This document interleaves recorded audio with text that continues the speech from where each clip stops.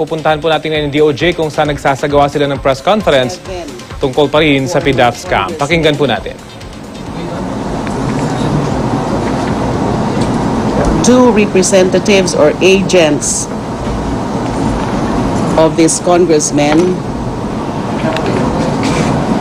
three heads of agencies, of the implementing agencies,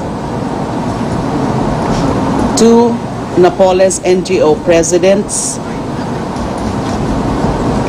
other officials and employees of implementing agencies, 1, 2, 3, 4, 5, 6, 7, 7 of them, and 1, 2, 3, 4, 5, 6, 7, 8, 9, 10, 11, 12, 12 resident COA auditors of these implementing agencies, and of course, Mrs. Janet Lim Napoles, and therefore a total of 34.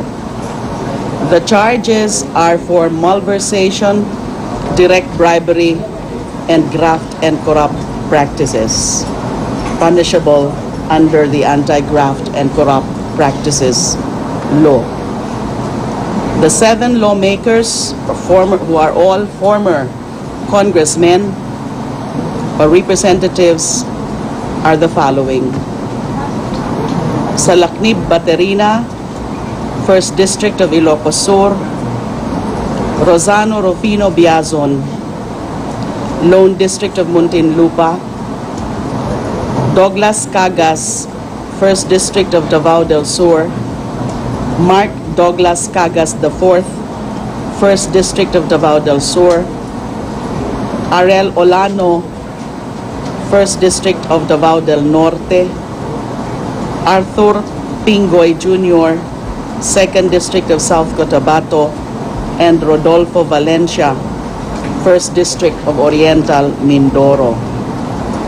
Also charged are their representatives, or those who acted as agents of these lawmakers, particularly in securing the kickbacks or the commissions from the PDAP funds. Former Congresswoman Zenaida Cruz Ducot of the 2nd District of Pampanga, now the chairperson of the Energy Regulatory Commission, who, based on evidence, appeared to be the agent or representatives of former Congressmen Baterina, Biazon, Douglas Cagas, Mark Douglas Cagas, and Pingoy. And Celia Kuasay, representative of Congressman, or agent or representative of former Congressman Valencia.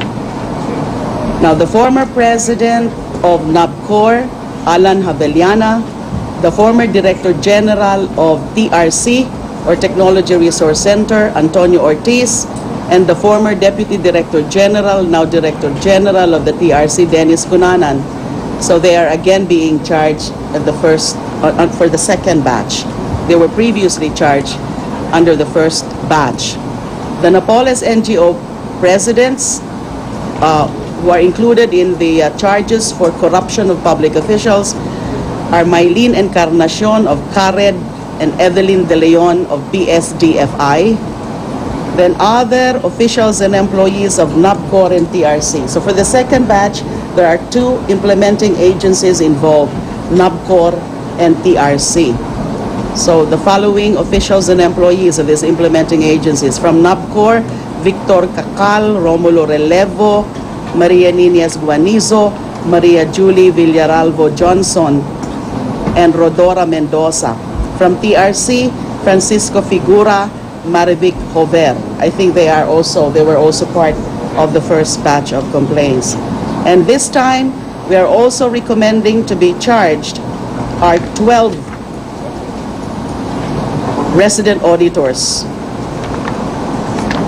10 from NABCOR and 2 from TRC. We'll just give you the names in the executive summary. The names appear here. So 10 resident auditors of NABCOR and 2 of TRC. And of course, Janet Lim Napoles is again being charged as a principal in the charges for malversation, direct bribery, corruption of public officials. Nakasaad din po dito sa executive summary yung kung ano yung mga Napoles NGOs na mga ginamit po nitong 7 former congressman. So yung kay Congressman Baterina po, ang ginamit na NGO is the Philippine Social Development Foundation Inc. or PSDFI. Ganon din po kay former Congressman Biazon and former Congressman Douglas Cagas. Although kay Douglas Cagas, aside from PSDFI, ginamit din po yung CARED or Countrywide Agri and Rural Economic and Development Foundation Inc. Kay Mark Cagas naman po, SD, PFFI, and POPDFI yung ginamit. Former Congressman Olanio and Congressman Pingoy, also PSDFI. While yung kay former Congressman Valencia, yung MAMFI, or Masaganang Ani para sa Magsasaka Foundation, Inc. Now, nakalagay din po dito sa executive summary, kasi, and based on the letter complaints, ay yung mga amounts nung mga saro nila, kanya-kanyang saro, for the various projects which were coursed through this Napoles NGOs and of the implementing agencies, NAPCOR and TRC, as well as their respective commissions or kickbacks. And this covered 2007 to 2009. Kasi ito po yung covered na ng COA audit report na mas madali ho kaming nakakuha ng mga dokumento. One of the reasons kung bakit po medyo na-delay yung pag-file po nitong second batch because nung una po gusto naming i-cover maske yung hindi 2007 to 2009 and therefore marami-rami pa sana o meron pa sanang makakadagdag dito sa 7 ito, no, sa 7 former congressmen. But nahihirapan nga po yung pagkukuha ng mga dokumento outside of the periods of 2007 and 2009. And if I may tell you, yung iba po dito sa 7 former congressmen ay meron din po silang mga transactions din outside of the 2007 and 2009 period, and nakalagay din nga po as appearing also in the accounting records of Ben Horloy. But since hindi pa ho kami nakakuha nga ng mga ibang supporting documents for those years outside the period 2007 to 2009, kaya hindi na muna ho namin sinama yung mga amounts nila dito sa batch na ito ng letter complaints. So you will see from the executive summary yung mga amounts na mga yan. And nung una rin po, yung supposedly na kumpleto na rin po dapat yung mga documents, dapat po 11 ito lahat, but only to learn that 4 are now deceased. 4 former congressmen who are supposed to be part of the second batch. So dapat 11 po yung second batch na nakumpleto namin. Yung mga dokumento ay already deceased. So we cannot include them anymore. And please don't ask anymore who are they. It's not gonna be fair because they're no longer around to defend themselves. So we cannot be naming those 4 deceased former congressmen. All right. And may I also clarify na katulad din po nung unang batch, ang naging standards or criteria or parameters po ng pagpipili namin sa batch na ito, kung sino yung mga isasama, ay number 1, the funds involved should be PDAF funds. Number 2, these lawmakers or former lawmakers used Napoles NGOs as conduits. And then, these are based on the personal or direct knowledge of the whistleblowers, especially Ben Horloy and his accounting records, and may supporting documents, especially from COA. And Siyempre, since supporting documents from COA, 2007 to 2009 lang yung covered period. So yun po, meron po kaming mga copy dito, kompleto. May accompany executive summary, nag-aagawan na naman kayo. Meron pa, sinisirox pa. For those na hindi nakakuha, Ma'am, the first kasi ma'am batch, ma'am, comprise mainly the case of blunder, di ba ma'am? And for the interest lang of the public, because we're now live on ANC, ma'am, why is it malversation? And perhaps we can already read the amounts for the representatives, ma'am. okay. For them to understand lang why Kaya it's po, malversation. okay. Anyway, meron pa akong nagpapasirox pa ako, kaya don't worry. Makakakuha po yung iba. Nagpapasirox pa ako. Okay, dun po sa tanong ni Ina, okay, wala hong plunder ngayon this time dahil po yung threshold amount na 50 million doon sa mga alleged kickbacks or commissions ay hindi po umabot ng 50 million. Lalo na linimit nga ho namin sa periods 2007 to 2009 SAROS. So yung mga SAROS involved are for 2007 to 2009 kasi yun din po, yung period na yun, inuulit ko, yun po ang may supporting documents from COA. Kaya ito po yung mga amounts. For former Congressman Baterina, the SARO amount is 9,600,000. The alleged kickback, 7,500,000. Former Congressman Rufino Biazon,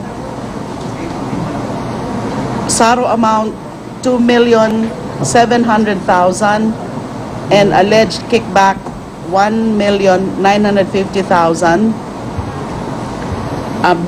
By the way, this is alphabetical order, no? Douglas Cagas, SARO amount 15,360,000, alleged kickback 9,300,000. Mark Douglas Cagas IV, 7,550,000, alleged kickback 5,540,000. Arel Olano, SARO amount 7,970,000, alleged kickback 3,175,000. Arthur Pingoy Jr., 20,910,000. That's the SARO amount. Alleged kickback 7,055,000. Rodolfo Valencia, SARO amount 6,510,000. Alleged kickback 2,400,000. So wala hong nag-reach nung threshold amount for plunder, which is 50 million. I think gawa na because nga nilimit muna namin to 2007 to 2009. I'm not sure alin dito yung mga meron pa kaming mga ibang amount or data for other years na pwedeng ma-meet yung 50 million threshold. One of the respondents, ma'am, is an incumbent official, ma'am, si former Representative Biazon. With the filing of the charge before the Office of the Ombudsman, how will this now affect his post? Wala pang effect ito sa kanyang incumbency, no? Kasi remember, by the way, just like the first batch of PDAF complaints, ito po ay dadaan muna po ito sa Office of the Ombudsman at i-assess din po ito independently ng isang team sa Ombudsman bago po ito ididiretso sa preliminary investigation. So wala pa hong preliminary investigation. So strictly speaking, wala pang formal case, although meron ng recommendations to be charged, no, and to be subjected to preliminary investigation. So katulad din po ng first batch na hindi po ito diretso sa PI. Dadaan muna po ito sa independent evaluation ng team ng Ombudsman, most probably again by the FIO or the Field Investigation Office para i-validate itong mga ito. Titingnan nila yung mga ebidensya at magkakaroon uli ng field investigation. Pumupunta sila sa mga areas na kung saan supposedly napunta yung projects na it turned out wala naman pala ganong mga projects. Will not go as far as saying, ma'am, that he should take a leave. It's not for me to say that. We leave it up to him. We leave it up to him. And again, I just need to be clarified. I just need to stress na hindi po nagiging criterion ang political affiliation ng mga ito. Pag nalalaman na lang ho namin yung political party affiliation kapag kumpleto na yung ebidensya at kiniklear na po sa akin, saka ko lang pinapa-check yung mga political party affiliation. But we really do not harp on it because it's not supposed to be a criterion. What will you sabihin wala pong senators? Yeah, wala sa second batch. Well, because 2007 to 2009 uli, and then yung mga gumamit lang ng Napoles NGOs and PDAF. So I wish that in your reporting, please clarify that. Yung sinabi kong standards, PDAF funds, Napoles NGOs, knowledge of the whistleblowers and accounting records, and supporting documents from COA. Bakit succeeding budget of cases pa ba? Based on these standards, yung tatlo, yung kagaya ng sinabi ko, meron nga kaming mga iba pa nasa listahan, but because hindi pa namin nakukumpleto yung mga documents, yung mga documentary support, kaya hindi pa namin pwedeng isama. And then ito ngang batch ngang ito, supposedly 11, but 4 nga wala na. Kaya hindi na namin pwedeng isama. Pwede na rin sana kasi more or less na kompleto na rin yung mga documents nila. Only to learn that they're now deceased. Kami yung mga nirecommend ng NBI na charge in total yung pinaprovide. Wala kayong pinapas.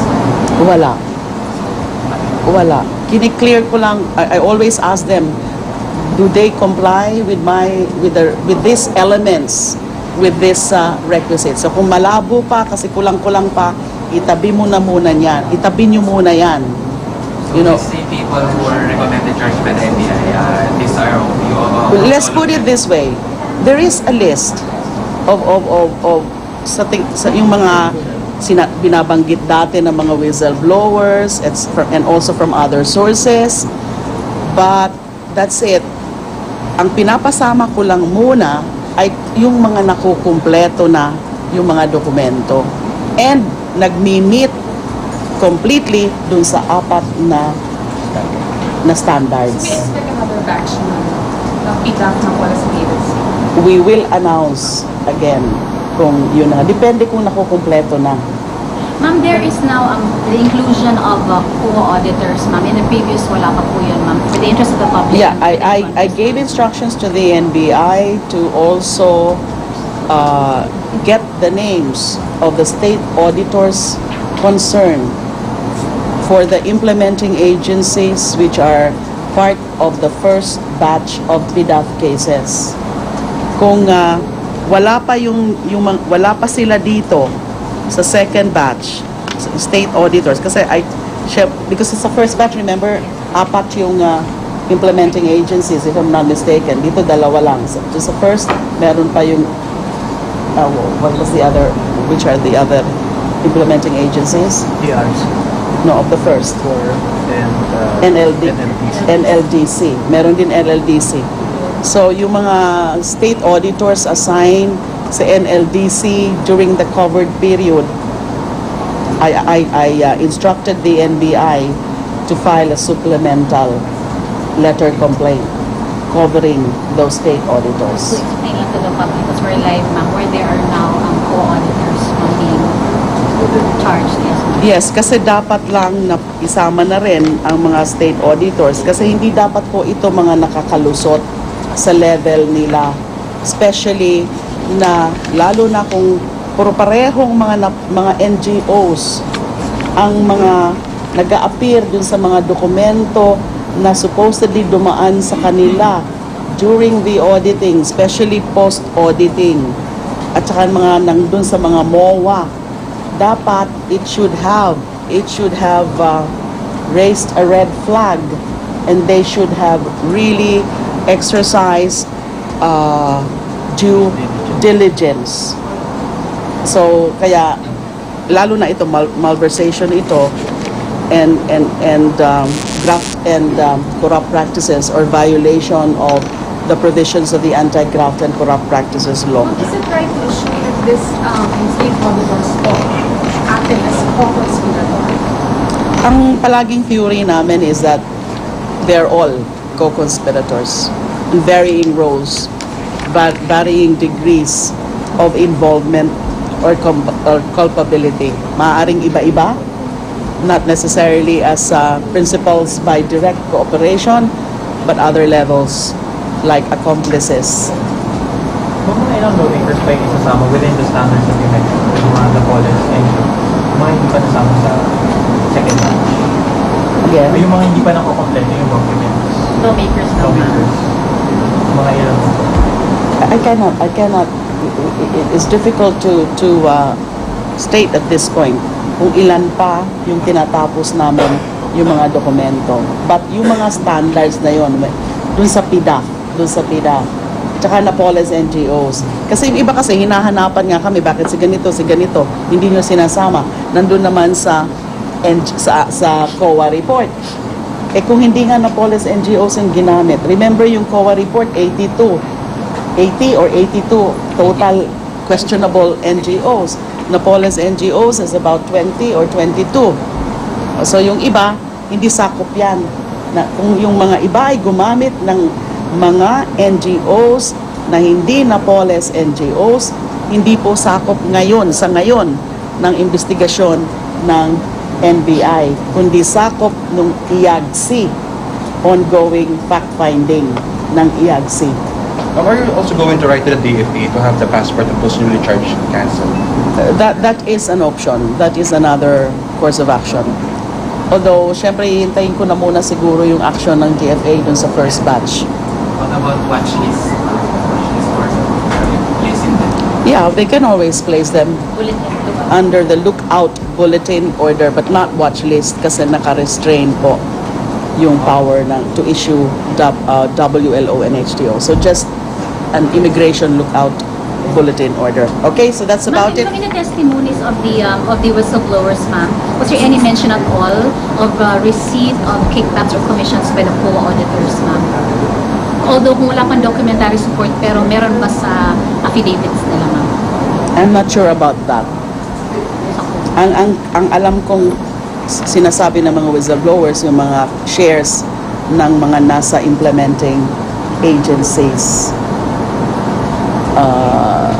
So the as to the state auditors, it's more of the negligence in the performance of their function as such. Thank you.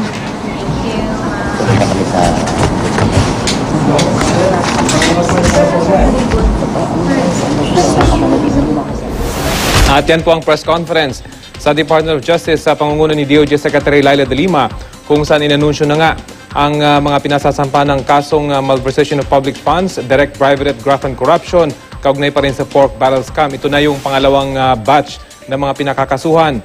34 ang kasama sa pangalawang batch, bagamat ang ilan sa mga nasa pangalawang batch ay kasama na rin sa unang batch ng mga pinakasuhan.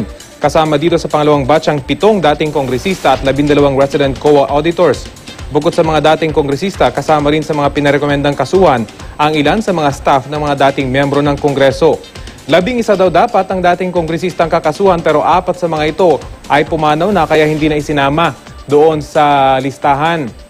Ang kaso ay base umano sa mga dokumento at PDAF mula 2007 hanggang 2009 at may kaugnayan sa mga umano'y mga peking NGO ni Janet Lim Napoles at lahat ay base sa mga isiniwalat ng mga whistleblowers na mga umano'y dating tauhan ni Napoles.